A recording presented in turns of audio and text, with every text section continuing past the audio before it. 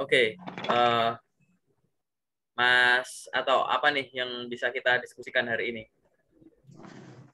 Ini Pak, saya izin untuk bertanya. Ini Mm-mm. mungkin menjadi pertanyaan secara umum ya Pak, Mm-mm. bagi terutama yang fresh graduate. Nah, ini setelah saya beberapa kali mendapat informasi atau mencari informasi itu kebanyakan perusahaan mencari yang mempunyai pengalaman. Nah, bagi yang nasibnya fresh graduate seperti saya itu bagaimana Pak? Dan Oke, paling pentingnya ini Pak, masalah untuk apa?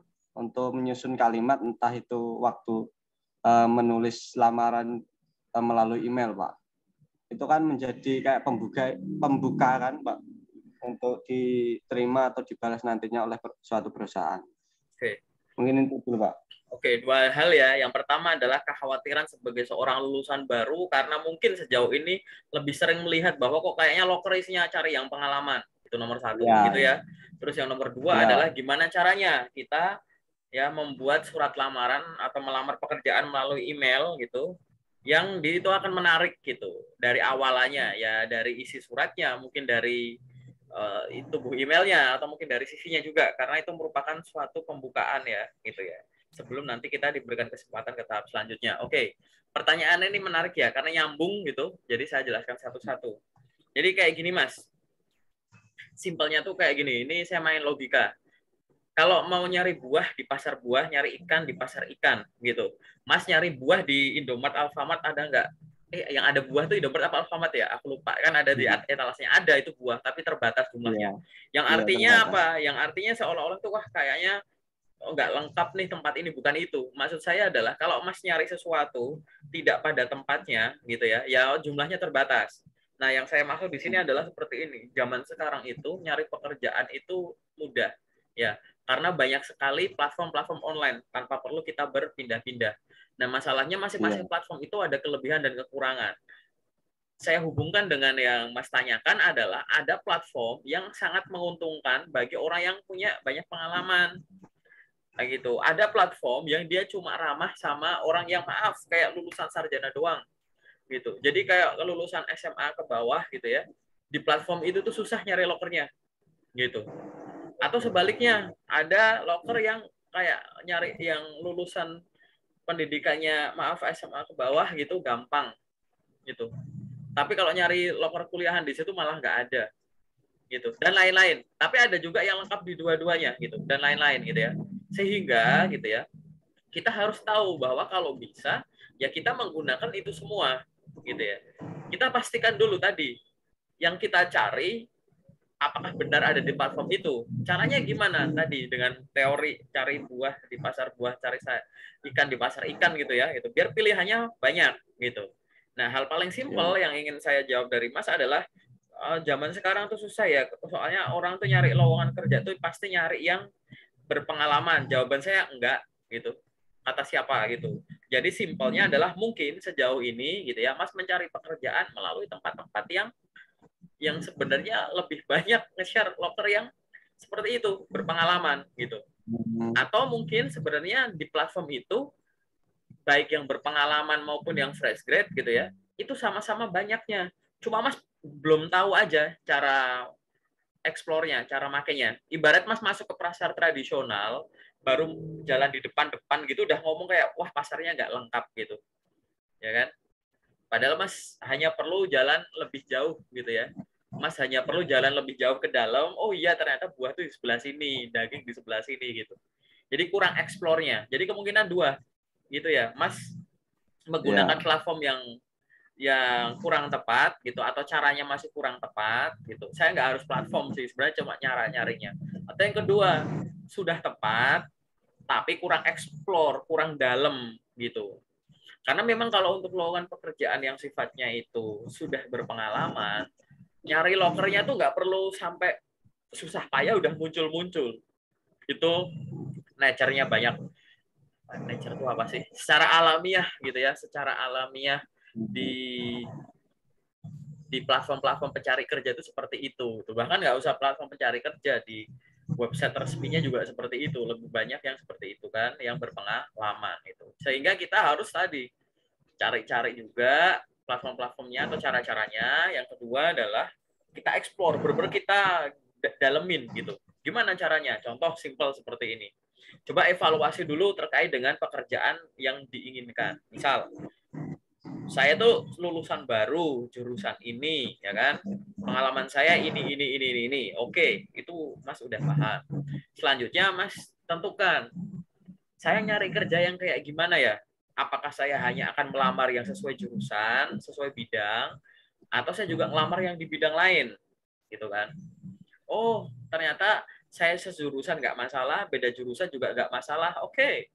Habis itu mungkin cari yang lain lagi. Mau yang di kotanya Mas doang, gitu, atau di kota lain yang nggak jauh, sebelah-sebelah doang, atau yang agak jauhan, yang penting masih satu provinsi, atau di kota mana aja nggak masalah aku ngerantau, gitu. Nah, preferensi-preferensi semacam inilah yang harus sebagai patokan awal, acuan awal, gitu. Nah, kalau udah gitu ya, sekarang cek di mana kita bisa nyari dapetin informasi lowongan kerja. Yang jelas misalkan website perusahaannya jelas gitu kan. Terus yang selanjutnya di mana? Ya platform pencari kerja gitu. Misalkan Jobstreet gitu, Glints gitu ya, atau yang lain-lain gitu ya. Terus habis itu platform network kayak LinkedIn gitu, grup WA aku misal gitu. Oke, ada 5 ini nih gitu. Nah, habis itu coba cari berdasarkan yang saya pengen sama ini gitu ya. Gimana kecocokannya gitu. Kok oke, saya sumber loker saya ada banyak, tapi saya nyari yang fresh grade tuh kok cuma ada di ini ya. Kok di ini nggak ada ya? Nah, nggak ada ini dicek lagi. Emang beneran nggak ada atau Mas belum gali lebih dalam gitu. Karena beda nanti kalau Mas nyari kerja yang seluruh Indonesia mau gitu, atau Mas nyari yang lokal di kotanya Mas gitu ya. Gitu. Itu cara nyari lokernya udah beda tuh gitu. Mas nyari loker yang lokal di kotanya Mas gitu. Tapi nyarinya misalkan pakai LinkedIn gitu. Ya susah kan, terbatas gitu. Ya harusnya ya pakai yang lokal-lokal dong gitu. Lokal carinya di mana? Mungkin platform lowongan kerja provinsi gitu ya. Gitu. Atau mungkin lewat langsung Mas, langsung lewat website perusahaan yang lokal gitu, atau mungkin ada di akun Instagram info loker lokal gitu, dan lain-lain gitu. Dan itu harus dicek ulang lagi gitu. Dan kalau untuk terkait dengan fresh grade itu susah gitu, menurut saya enggak gitu. Ya itu ini jawaban secara generalnya gitu ya Mas ya. Gitu. Iya, Pak. Itu jawaban secara generalnya seperti itu. Temukan tempat. Jadi kemungkinan gini, fresh grade susah dapetin info loker karena orang cari yang berpengalaman, itu saya nggak percaya. Karena saya tiap hari nyari loker yang saya share gitu ya. Dan itu saya udah ngelakuin 9 tahun sejak saya kuliah sampai sekarang gitu.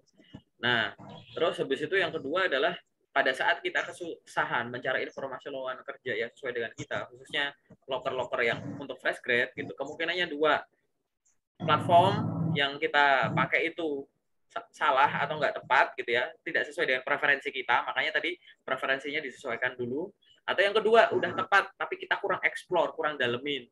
Jangan-jangan misalkan kayak Mas punya akun LinkedIn, jangan-jangan akun LinkedIn-nya belum komplit, makanya masih biasa aja gitu. Atau misalkan informasinya belum komplit, atau misal Mas tuh nyarinya yang terlalu spesifik, harus yang seperti ini gitu, yang kayak nggak tepat banget, nggak dianggap gitu. Misal ada tulisan dicari ini pengalaman minimal 2 tahun, terus ada tulisannya lulusan baru dipersilahkan melamar, tapi Mas nggak ngelamar itu karena ngerasa wah ini dia nyari yang berpengalaman kok gitu. Ini kan bukan karena nggak ada info, karena kita udah takut duluan gitu kan.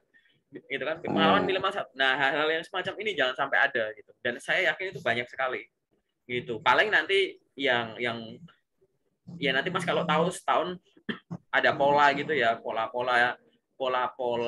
jumlah loker banyak gitu. Misalkan kayak awal tahun nih gitu suka banyak gitu. Biasanya dia akan sampai 2 minggu sebelum Idul Fitri, biasanya kayak gitu, itu akan rame tuh.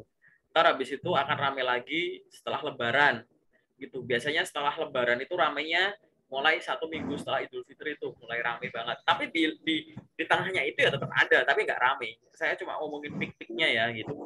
Itu habis itu mau mendekati akhir tahun, yang tempat-tempat momen banyak wisudaan, pokoknya kayak Agustus, September, Oktober, November, Desember itu tuh banyak gitu-gitu. Nah ini pola-pola yang ya semacam itulah. Tapi ini nggak terlalu berpengaruh gitu. Itu hanya fluktuasi tahunan biasa gitu. Yang harus dicek lagi adalah Mas harus mendefinisikan nyari locker tuh yang kayak gimana, ya kan? Sejauh ini cara nyarinya di mana, gimana. Nah udah detail belum gitu? Karena nyari locker, saya membayangkan waktu itu saya jadi fresh grade itu 2015. 2015 saya nyari loker fresh grade gampang Mas gitu. Saya sehari waktu itu bisa ngelamar minimal 70 lowongan kerja yang beda jurusan. 70 itu di luar job street yang tinggal klik, di luar LinkedIn yang tinggal klik gitu. Karena waktu itu saya benar-benar nyari, saya mau ditempatkan di mana saja, saya nggak ngasal. Saya cari yang semacam ini gitu. Saya cari satu-satu beneran. Kota ini, habis kota ini, habis kota ini, habis terus gitu. Waktu itu nggak langsung 70. Saya awalnya tuh cuma coba saya sehari 10 bisa nggak? 2 hari 10 bisa. Oke, saya naikin. Karena saya mikirnya adalah saya ngelamar kerja, jangan sampai mengganggu waktu tidur, waktu olahraga, waktu bantu orang tua, waktu belajar ini itu gitu ya. Saya cobain ngukur waktu kosong saya itu bisa saya isi tuh maksimal saya hapus tuh berapa loker gitu. Ternyata bisa-bisa aja, yang penting ada koneksi internet sih waktu itu gitu.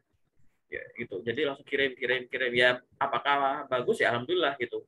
Sampai saya ngukur waktu itu saya pernah di atas 70 tapi kayak agak stabil, saya keganggu waktu saya kan, terus kayak oh berarti maksimal saya di 70. Saya konsisten 70 waktu itu selama seminggu doang.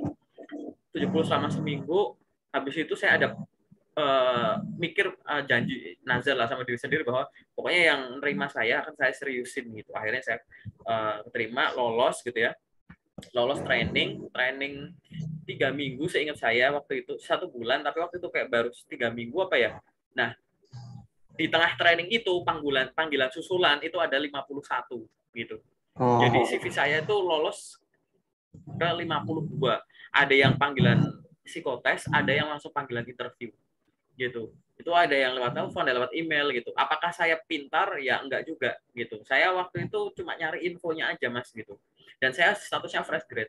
Ya ini setimpal ya, karena saya ngirimnya banyak, panggilannya juga banyak gitu. Dan saya memang anaknya bukan pilih-pilih, karena waktu itu saya tahu bahwa mustahil bagi saya untuk dapat kerjaan sesuai dengan bidang saya, karena waktu itu di sektor saya ada gangguan, sehingga pilihannya cuma dua, lanjutin sekolah lagi atau kerja gitu. Tapi saya pikir kayak, wah online aja bisa gitu.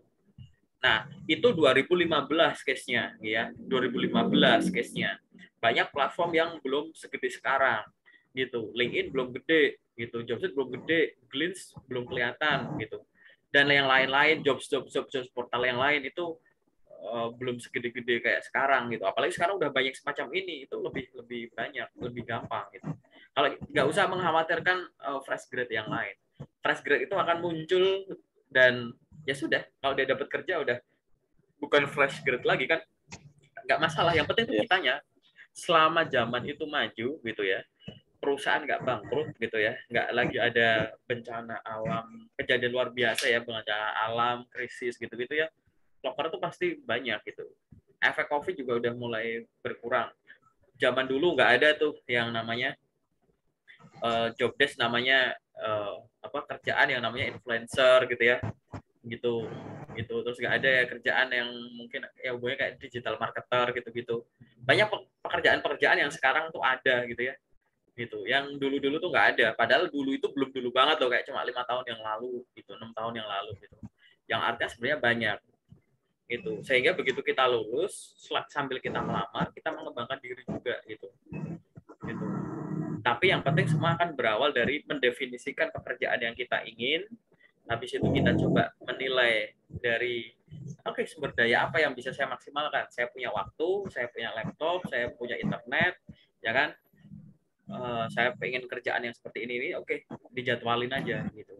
Tinggal lakuin secara rutin gitu.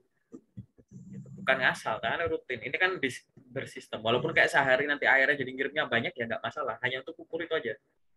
Gitu. Nanti kan lama-lama sadar bahwa ini platformnya udah bener. Ini platformnya bener tapi CV-ku salah gitu. Gitu ya. Ini jawaban panjang terkait dengan yang pertama. Nah, yang kedua adalah pada saat kita mengirimkan email, ya sama sebenarnya itu sama aja. Kita harus baca ulang terkait dengan benar-benar kita baca ya informasi lowongan kerja gitu. dia namanya email itu kan, kita kan ya tadi benar yang Mas bilang bahwa jadi intinya gini, lakukanlah sesuai arahan yang ada di informasi lowongan pekerjaan. Misalkan gini, misalkan disuruh melampirkan ABC, ya sudah lampirkan ABC gitu. Disuruh melampirkan dengan judul seperti ini, ya sudah lampirkan gitu-gitu. Pokoknya disesuaikan dulu. Ya, terkait dengan email yang dikirim disesuaikan dengan loker yang dituliskan di sana. Nah, bahasanya gimana? Sebenarnya sama aja sih, surat lamaran sama tubuh email itu kan bahasanya bisa mirip ya, walaupun di dalamnya tubuh email, body email itu ada isinya gitu ya, nggak masalah. Nanti kalau di CV yang dilampirkan juga mengandung surat lamaran lagi gitu, nggak masalah itu, atau mau diganti cover letter juga nggak masalah. Tapi kalau kita ngomongin body email yang menarik gitu ya, minimal itu ada tiga poin gitu. Saya selalu bilang bahwa paling gampang tuh jadikan 3 paragraf, ya jelas. Tetap nanti kan ada namanya surat surat elektronik ini ya gitu. Email itu kan mesti ada kayak dari siapa kan Mas ya, terus habis itu tujuannya ke siapa gitu, kepada misal Mas tahu nama orangnya ya sudah sebut kepada Bapak atau siapa nama lengkapnya ABCDFG, HR manager PT ABCDFG, jalan apa koma misalkan Surabaya Jawa Timur gitu. Jadi bener tujuannya tuh, jadi jangan ngirim email tulisannya kayak kepada Bapak Ibu HRD di tempat gitu, tempat apa gitu. Jadi kayak jangan saya satu untuk semua gitu. Harus namanya ngirim email tuh ya kayak ya saya sama Mas gitu, personalize gitu. Jangan bikin surat lamaran apa email tuh kayak satu untuk general gitu loh Mas gitu. Kan kita tinggal riset kan gampang, ada LinkedIn gitu kan, HR manajernya siapa sih gitu. Atau kalau memang nggak tahu ya ditulis aja kepada HR manager PT ABCDEFG, terus cari alamatnya PT-nya di mana gitu. Habis itu ya udah, habis itu 3 paragraf lah Pak. Kalau aku sukanya sih 3 paragraf. Ini preferensiku, nanti Mas cari referensi lain nggak apa-apa. Paragraf pertama silahkan diisi terkait dengan perkenalan diri singkat dan sampaikan maksud. Itu paragraf pertama itu. Gimana tuh misalkan? Ya misalkan gini, kan dengan hormat gitu ya. Perkenalkan nama saya ini, bermaksud untuk melamar pekerjaan di PT ABCDFG sebagai ABCDFG berdasarkan informasi lowongan pekerjaan di mana gitu. Udah, paragraf pertama tuh gitu doang nggak apa-apa gitu. Nah, paragraf yang kedua itu adalah sedikit memberikan gambaran terkait Mas gitu ya, beserta dengan dokumen pendukung lain. Misalkan paragraf kedua bilangnya gini, saya merupakan seorang lulusan baru jurusan ini dari universitas ini dengan IPK sekian gitu. Saya misalkan gini, saya memahami hal-hal yang berkaitan dengan apa bidang-bidangnya Mas ini gitu. Selama kuliah saya aktif dalam atau saya memiliki pengalaman magang sebagai ini gitu. Sebagai bahan pertimbangan saya lampirkan apa. Udah gitu aja paragraf kedua misalkan. Gitu. Paragraf ketiga intinya closing. Closing ini lebih ke kayak gini nih closingnya. Apabila Bapak membutuhkan informasi tambahan terkait dengan kualifikasi saya, silahkan menghubungi saya di nomor ini misalkan, atau melalui email ini gitu. Atas kesempatan yang diberikan saya ucapkan terima kasih. Udah, kayak gitu doang. Intinya tuh 3 poin itu beserta lampirannya gitu. Ya kan? Dicek ulang nanti formatnya gimana, format judulnya, lampirannya juga jadikan satu PDF gitu. Jadi satu PDF ininya banyak, terus dia mintanya apa aja, di rename enggak nama file PDF-nya, coba dibuka ulang, ada apa namanya batasan size maksimumnya enggak gitu. Terus kalau Mas ngompres PDF dibuka lagi, bisa dibaca nggak pakai mata gitu kan, jangan sampai ukuran filenya masuk dibaca nggak bisa gitu doang gitu. Habis itu dikirim. Nah gimana biar kesempatannya makin tinggi? Ya cuma 2. Pertama adalah dibenerin file-filenya itu tadi sesuai dengan yang diminta itu. Yang kedua adalah ya banyakin perusahaan, banyakin lamaran yang dikirim kan gitu, ya kan gitu. Tahapannya itu adalah membuat email dengan benar, ya kan? Mengirim email dengan benar. Level up, mengirim email dengan benar jumlah banyak, gitu kan? Itu level up lagi, mengirim email jumlah banyak, waktu lama, jadi konsisten gitu. Itu cara nanti kalau udah selama Mas ngirimnya udah konsisten, kayak sehari minimal 10 email dikirim gitu ya, seminggu kan 70 email, nah nanti bisa dievaluasi tuh dari 70 yang melalui email mana yang udah ngerespon gitu, mana yang nggak ngerespon gitu. Atau kalau ngerasa 10 sehari kok masih bisa lebih, ya udah sehari 20, minggu 140, coba evaluasi gitu. Udah sesimpel itu gitu. Gitu ya Mas, yang terkait dengan yang general ya gitu. Ada lagi nggak pertanyaan? Ya. Sebelum ke pertanyaan selanjutnya, ini Pak mau saya evaluasi. Dari sini sudah kelihatan di mana salah saya. Yang pertama, mungkin benar yang tadi pertanyaan awal itu masalah platform.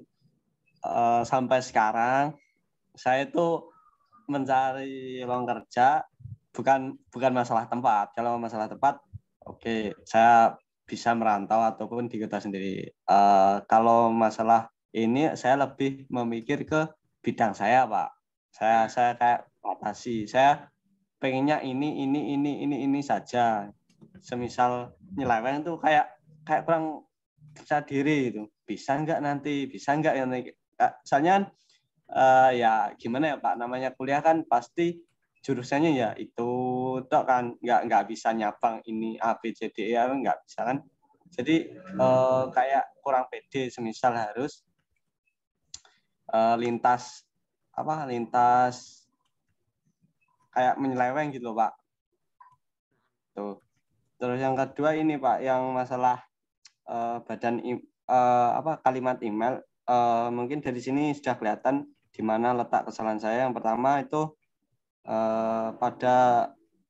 menurut pendapatnya Bapak yang ada 3 poin tuh, yang pertama paragraf pertama. Sampai sekarang saya pun setiap mengirim email itu tidak langsung spesifik, melainkan masih secara umum kepada Bapak atau Ibu HRD di PT ini tanpa memberi nama HRD-nya siapa maupun alamatnya belum Pak. Dan yang kedua, yang paragraf kedua saya sudah sih Pak, cuma peletakannya salah. Saya letakkan di poin paragraf ketiga yang masalah kayak pertimbangan maupun riwayat pendidikan. Dan yang paragraf ketiga ini saya rasa perlu sih Pak, karena ini akan akan kayak memancing kekepoan HRD-nya gitu. Soalnya kan ini apakah ini masih ada punya kelebihan lain gitu. Soalnya kan ini silahkan hubungi saya nanti.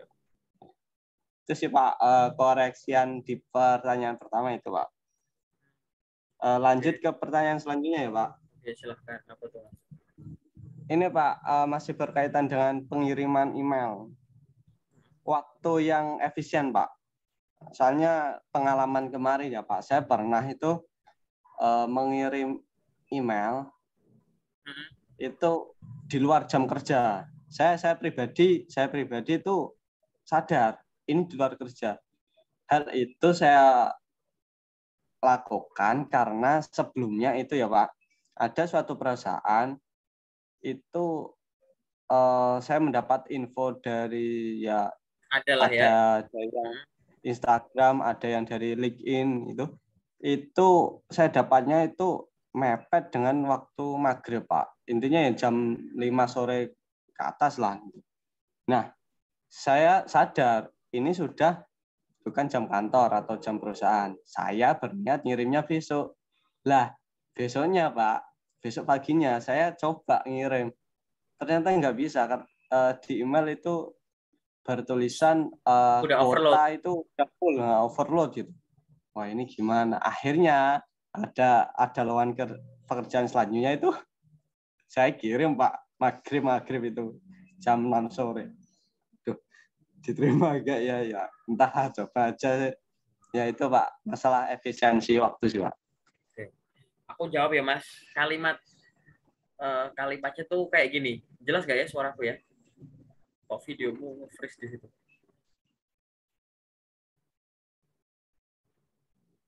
Halo? Iya. Jadi gini Mas, jawabannya.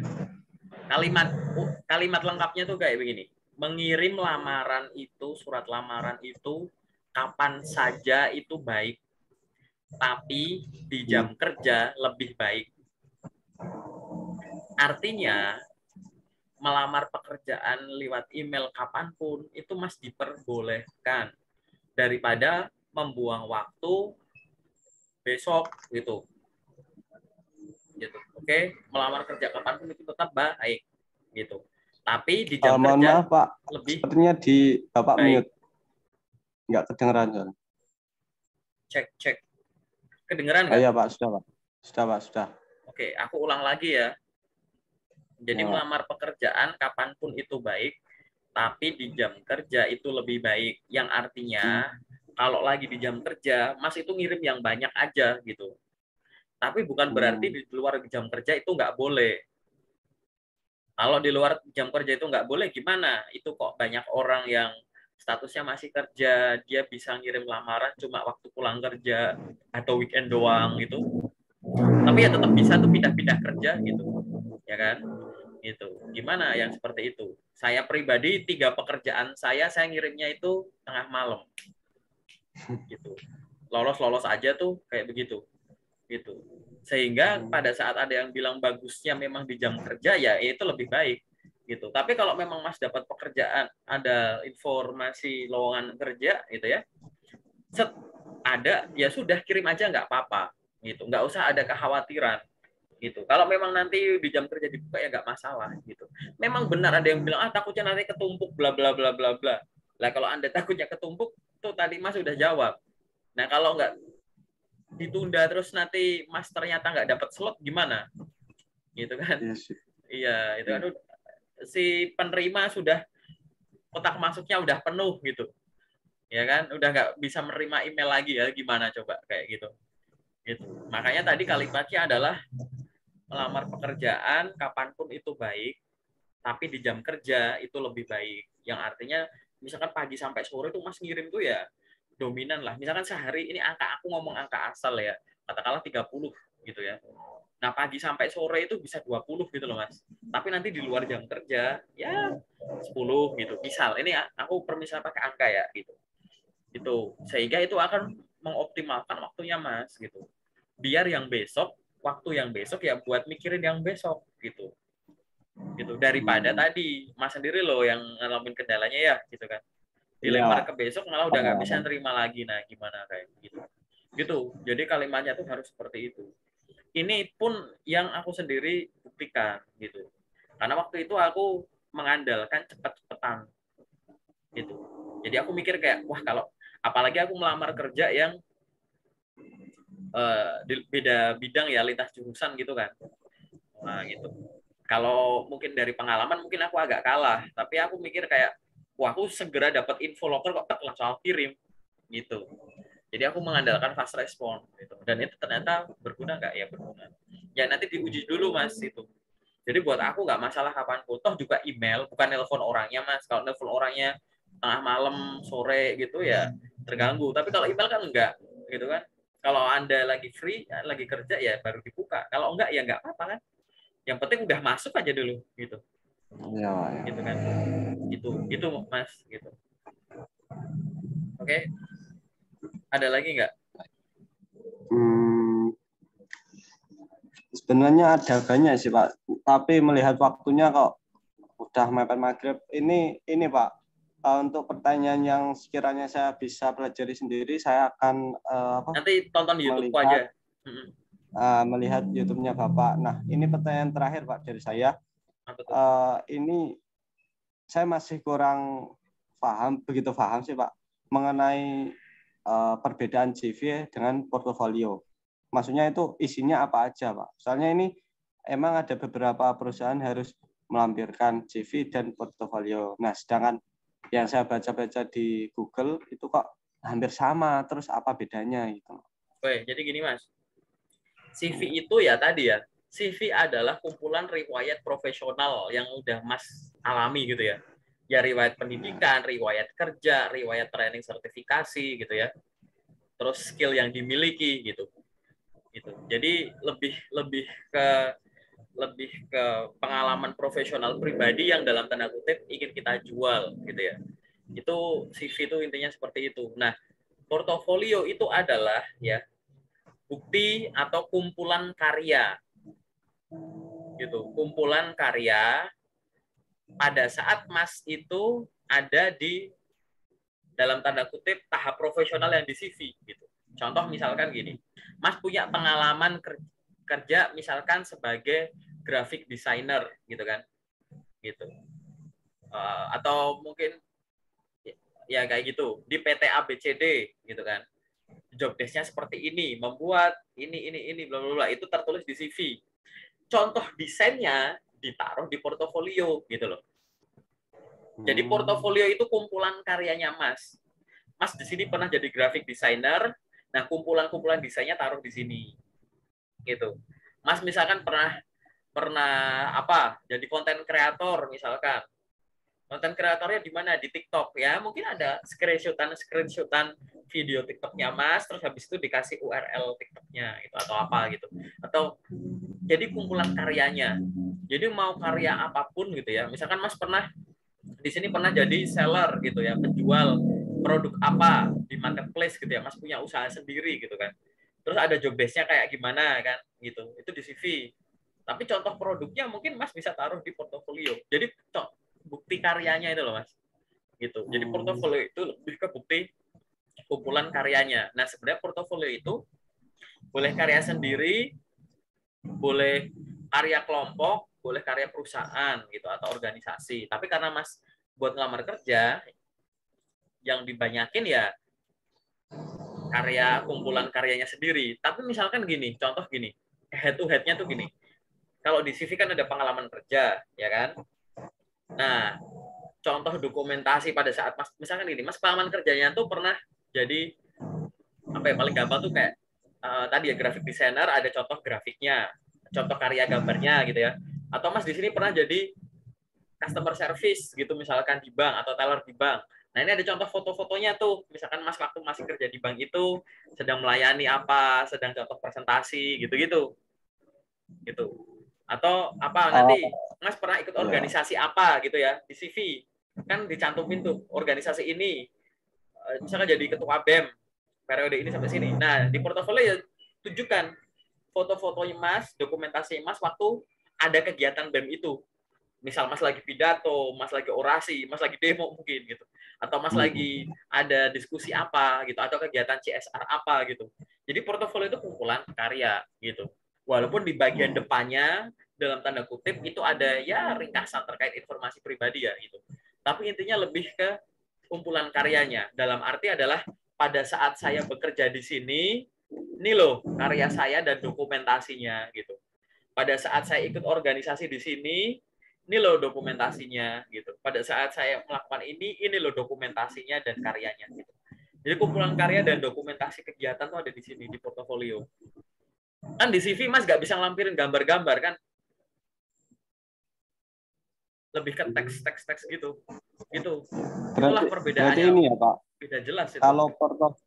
Kalau portofolio itu lebih ke bukti ya Pak. Kalau saya menangkapnya ini. Ya, bukti karya, bukti karya atau dokumentasi kegiatan.